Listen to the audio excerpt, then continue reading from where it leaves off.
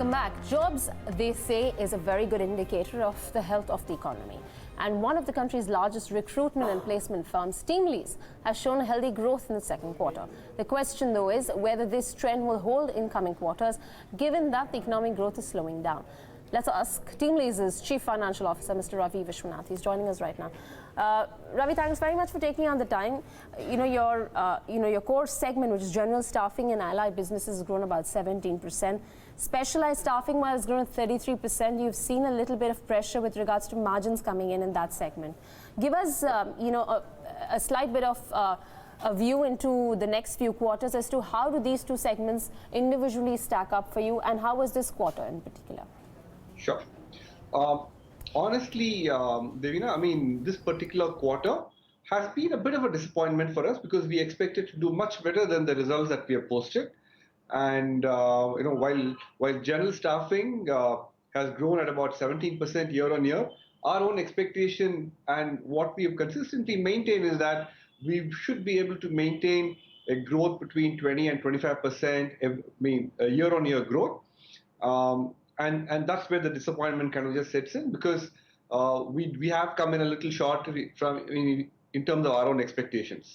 So we do believe that going forward, we have assessed, we have looked at the deals in the pipeline, we've looked at the qualified leads, we've looked at what is likely to close this quarter and next quarter, and think that the pipeline continues to be reasonably healthy so as to make up for the shortfall that we've had in half year and kind of in the second half of the year.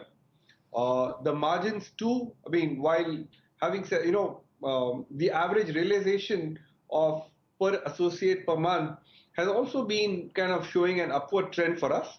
And we've been doing some amount of investments into the teams and actually other areas, which has kept it a little muted though in terms of overall EBITDA. But we should be able to recover a large part of the investments and recoup the kind of revenues that we've kind of missed out in half year in the second half of the year. So coming to, yeah, go ahead. So 20 to 25%, which is, what you aim to achieve, come quarter three, quarter four, is that achievable?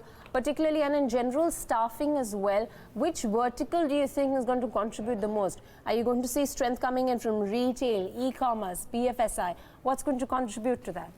Yes, you kind of hit the nail on the head.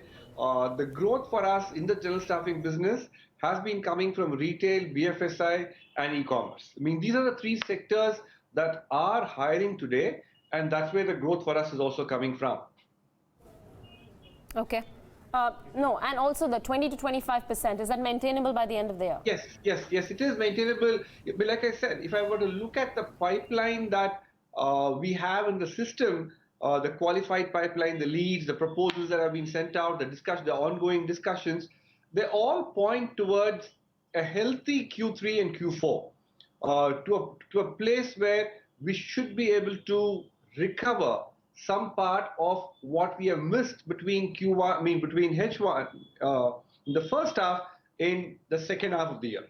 We should be able to recover that growth. Right. Ravi, another question is obviously the difference between the kind of growth you'll garner organically versus the fact that you're looking out for acquisitions in IT staffing to enhance your overall business mix. But now that will come at a cost of receivables, higher receivables, which will go up to about 60 to 90 days versus the current core staffing of just 7 to 9 days. Correct. Absolutely right. Yes. That's where we, the whole question and the whole question about capital allocation comes in, where we do take a very holistic view to see how much of receivables can I afford to build up in my non-general staffing businesses, so as to ensure that we don't dilute the return on equity and the return on capital employed. That's something that we constantly monitor all the time. A lot of it is, it's not under our control, but that's where a large part of our efforts and my team's efforts go in, which is into monitoring receivables, just to ensure that we don't compromise on the return on equity. Ravi, hi, good morning. You highlighted realizations have improved in the quarter gone by. Could you give us an exact number? What was the per associate per month realizations for the quarter gone by, and how did that growth pan out? The per associate per month at the end of previous quarter was about 730 rupees. That's moved up to about 748 currently.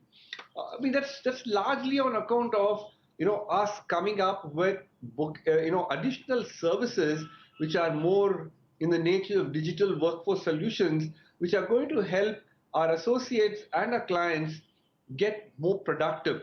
So these are typically sales performance management, asset management software, leave and attendance tracking. These are things where a lot of productive time gets spent on, and we have come up with a bunch of IT related solutions for these areas, which is actually helping our associates and our clients, and for which they're willing to pay us a little extra. And that's where the realizations have actually increased. Okay, but do you think you can compromise with these realizations tomorrow if there's a big opportunity? Depends on the opportunity and depends on what the customer asks is.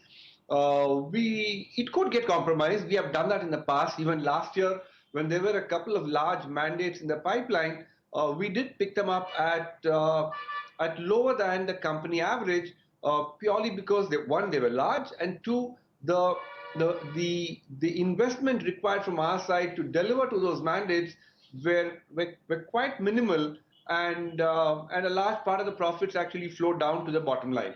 So we do take a call on those on a case-by-case basis, though it's not a blanket approval that's been given. On a case-by-case basis, we do take such calls. Yes.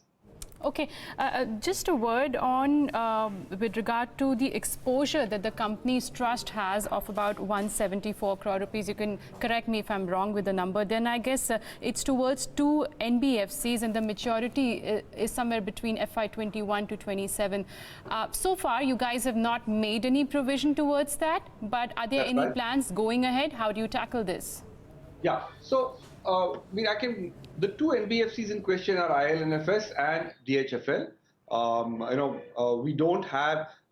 We have not made a provision because the trust today has almost about 90 crores in accumulated reserves and unrealized gains. So these 90 crores is what the trust already has, and the gains and the reserves can be offset to meet any investment shortfall the trust may encounter.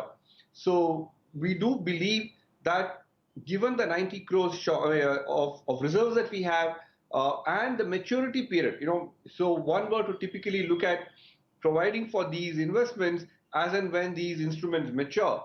And till 2021, our own calculation tells us that there will not be any need to consider any kind of provisioning on these assets till 2021.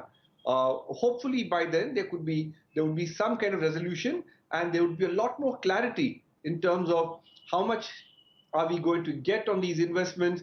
Because if you would recollect, the NCLAT had held in the case of ILNFS that provident fund and retirement fund, provident fund trusts and other retirement trusts should take precedence in settlement, was what the NCLAT had held. We're just hoping that something similar would come out as far as DHFL also, which means that we have a first right of claim over the others actually. So it's too early right now because it's still a very, very early stages of the resolution itself. And we will wait for a couple of quarters to probably take a more concrete view of what needs to be done. As a company, we've always done the right thing. We've always been very proactive in all these matters, and we will not hesitate to take the right decision at the right time.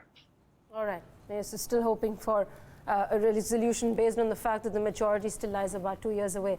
Ravi, thanks very much for taking out the time. Appreciate you joining us this morning. Thank you very much. Thank you. Thank you for having me. All right, that's the management of TeamLease. Market is absolutely flat. We're just about hovering around 11,900 for the index. Nifty Bank going stronger actually, 110 odd points higher for the Nifty Bank. On that note, we're going to take a very short break here on Indian Open.